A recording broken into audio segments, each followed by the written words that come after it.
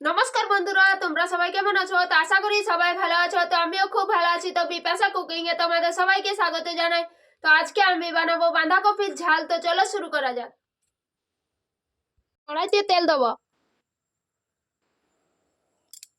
এবার আমি 1 চামচ চিনি দেব। দেখো বন্ধুরা, চিনি গলে গেছে। এবার আমি দেবো তেজপাতা আর পাঁচফোড়ন। এবার দেবো একটা পেঁয়াজ কুচি। এবার আমি আলুগুলো দেব।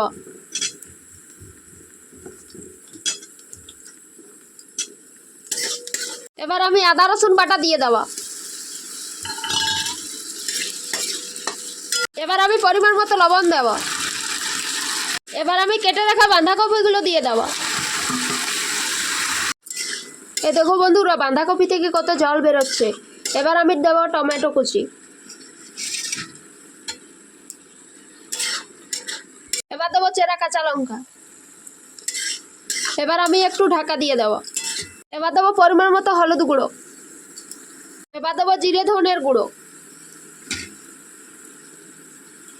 দেবো 1 চামচ লঙ্কার গুঁড়ো। এবার আমি হালকা একটু জল দেব আর কপির সঙ্গে মশলাটা ভালো করে কষে নেব। এই দেখো বন্ধুরা, মশলার সঙ্গে কফি আমি ভালো করে কষে নিয়েছি। এবার আমি জল দিয়ে দেব। এবার আমি একটু ঢাকা দিয়ে দেব। এই দেখো বন্ধুরা, বাঁধাকপির ঝাল আমার হয়ে গেছে। এবার এটা আমি নামিয়ে নেব। তার উপর দিয়ে ধনেপাতা ছড়িয়ে দেবো একটু। এবার আমি এটা নামিয়ে নেব।